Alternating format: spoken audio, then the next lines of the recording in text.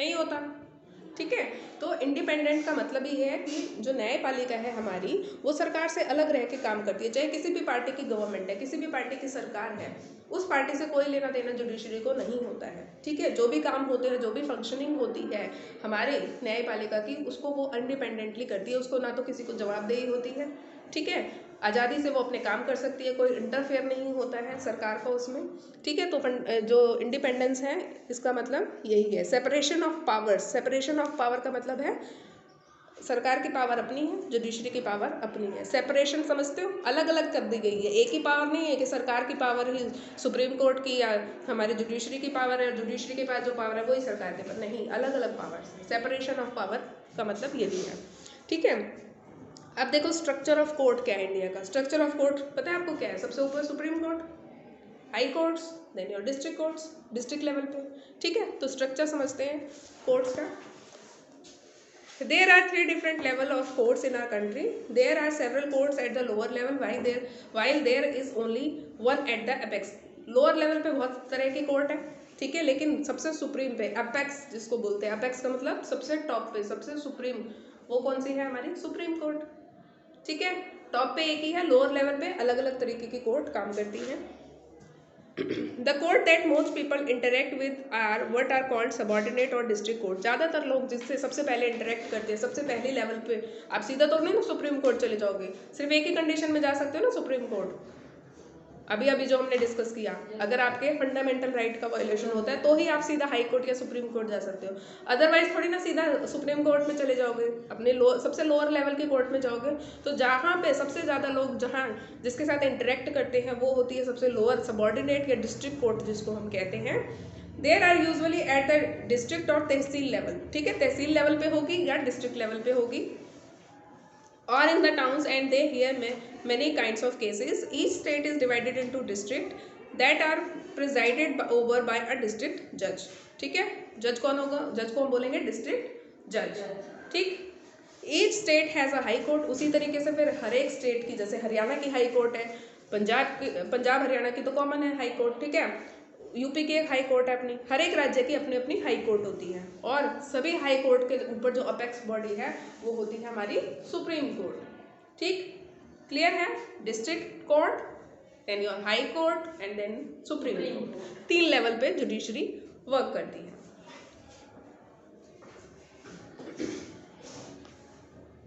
Supreme court कहाँ है? Supreme court कहाँ है? न्यू दिल्ली में है। ठीक है, and presided over by the chief justice of India. कौन होता है प्रेसिडेंट? इसका हेड कौन होता है? Chief justice of India. ठीक, CJI बोलते हैं जिनको हम।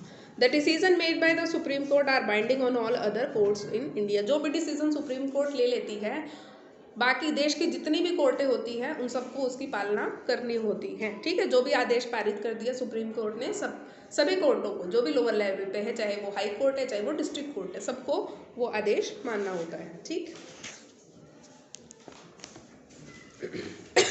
कुछ एग्जाम्पल्स हैं इसमें आपको दिए हैं, मतलब समझ में आ गया आपको? क्लियर है मीनिंग यहाँ तक? What are the different branches of the legal system. Legal system के अलग अलग ब्रांचेज, जैसे कि देखो, एक होती है सिविल, एक होती है क्रिमिनल। ठीक है, सिविल मैटर्स को देखेगा सिविल लॉ, क्रिमिनल मैटर के लिए होते हैं आपके क्रिमिनल लॉ। ठीक है, ये अलग अलग ब्रांचेज हो जाती है हमारे लॉ की। मर्डर हो गया, थेफ्ट हो गया, ये सब क्रिमिनल में आ जाते हैं। ठीक है, सिविल में दूसरे मैटर्स आपके आ जाते हैं, इनको डिस्कस कर लेते हैं एक बार। देखो यहाँ पे डिफरेंस दिया हुआ है आपको क्रिमिनल और सिविल में। डिफरेंस समझोगे आपको पता चल जाएगा। क्रिमिनल लॉ क्या करता है? देखो, डील्स विद कंडक्ट और acts that the law defines as offences. Offences यानी कि जहाँ पे कानून ने डिफाइन कर रखा है इनको ऑफेंस। ऑफेंस समझते हो कि आपने कोई जुर्म किया है। ठीक है, जिस चीज़ को, जिस काम को न्यायपालिका ने जुर्म करार दे दिया, ऑफेंस करार दे दिया, वो सारे क्रिमिनल लॉ हैंडल करेगा।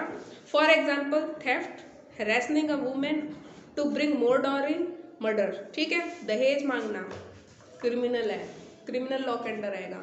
मर्डर करना, चोरी करना, ये सब क्रिमिनल ऑफेंसेस हैं।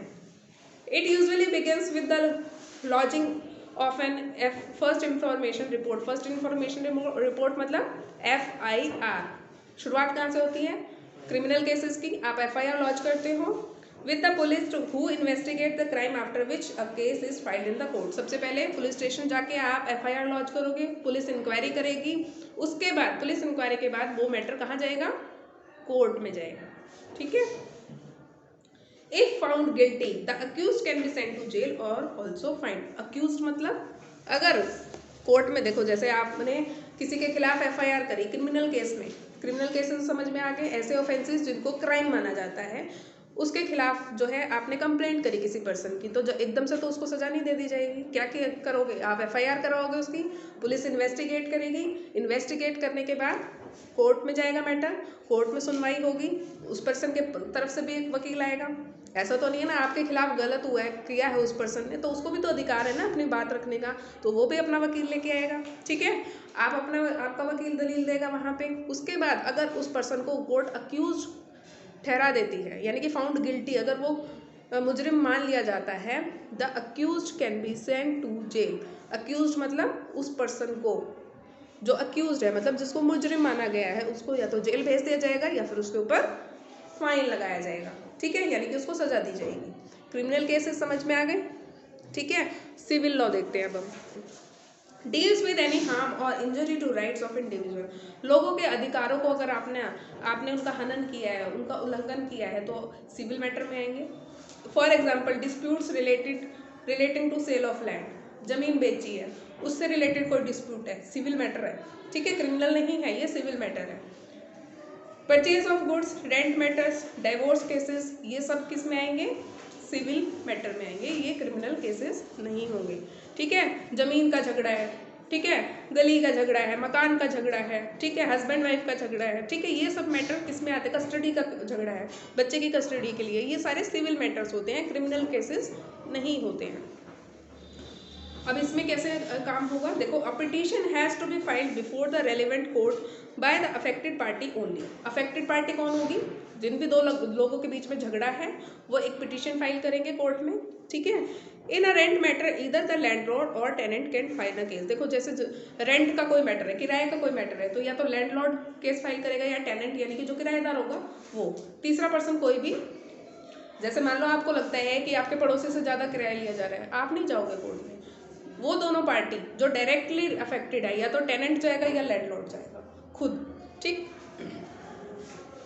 The court gives the specific relief asked for instance in a case between a landlord and a tenant the court can order the flat to be vacated and pending rent to be paid. देखो, फिर उसके बाद जो court है वो decision लेगी, जो भी रिलीफ चाहिए मतलब जिस भी तरीके का न्याय देना है वो देगी। मान लो कि किराएदार जा ही नहीं रहा, घर से निकल ही नहीं रहा, तो उसको आदेश देगी तुम इसका घर छोड़ के जाओ, फ्लैट छोड़ के जाओ, और जो भी किराया भुगतान बाकी है आपका वो आप अपने लैंडलॉर्ड को पे कर दो। ठीक है, इस तरीके का डिसीजन कोर्ट देगी। दोनों चीज़ें क्लियर है आपको, क्रिमिनल लॉ और सिविल लॉ, दोनों में डिफरेंस समझ में आ गया। Does everyone has access to the court. अब ये बड़ा इंपॉर्टेंट क्वेश्चन है, क्या हमारे देश में सभी के पास अधिकार है, सभी के पास एक्सेस है कोर्ट की, हर कोई जा सकता है? बिल्कुल जा सकता है। ठीक है, क्यों? क्योंकि हमारा फंडामेंटल राइट ये कि हमारा कॉन्स्टिट्यूशन शुरुआत इस चीज़ से होता है कि every person is equal before law. Law ये नहीं कहेगा आप अमीर नहीं हो, आप गरीब हो तो आप नहीं आ सकते कोर्ट, आप इस रिलीजन के हो आप नहीं आ सकते कोर्ट। ठीक है, किसी भी जो है जेंडर के बेसिस पे, रिलीजन के बेसिस पे, प्लेस ऑफ बर्थ के बेसिस पे, आपका कास्ट के बेसिस पे, क्रीड के बेसिस पे आपके साथ कोई डिस्क्रिमिनेशन नहीं होता, आप लॉ के सामने इक्वल होते हो। तो सभी के पास एक अपॉर्चुनिटी होती है कोर्ट को एक्सेस करने की, चाहे वो अमीर है, चाहे वो गरीब है, चाहे किसी भी रिलीजन का है। ठीक है,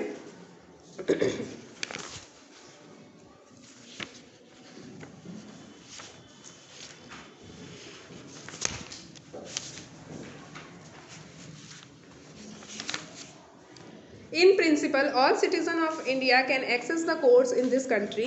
This implies that every citizen has a right to justice through the court. इसका मतलब क्या है, हर एक पर्सन के पास एक्सेस है कोर्ट जाने की, सभी के पास राइट है। अगर उनके साथ कुछ भी अनजस्टिस होता है, चाहे क्रिमिनल ऑफेंस है चाहे सिविल ऑफेंस है, आपके पास अधिकार है कि आप जो है न्याय पाने के हकदार हैं, तो आप कोर्ट जा सकते हैं। As you read earlier, the courts play a very significant role in protecting our fundamental right, सबसे इंपॉर्टेंट रोल क्या प्ले करती है। अगर देखो कोर्ट नहीं होगी तो हमारे जो फंडामेंटल राइट हमें हमारे कॉन्स्टिट्यूशन ने दिए हैं उनकी रक्षा कौन करेगा। मान लो आपको फंडामेंटल राइट्स मिले हुए हैं सारे, पता है आपको कौन कौन से फंडामेंटल राइट हैं। किसी भी तरीके से अगर आपके फंडामेंटल राइट का वायलेशन होता है तो आप क्या करोगे, क्या करोगे। 14 साल से कम उम्र के बच्चों को से मजदूरी कराना, काम कराना क्या है, इलीगल है। इलीगल है मतलब फंडामेंटल राइट है, ठीक है। अगर मान लो कोई 14 साल से कम उम्र का बच्चा है, उससे मजदूरी कराई जाती है, ठीक है, इसका मतलब उसका फंडामेंटल राइट वायलेट हो रहा है। अब हो रहा है तो वो क्या कर सकता है।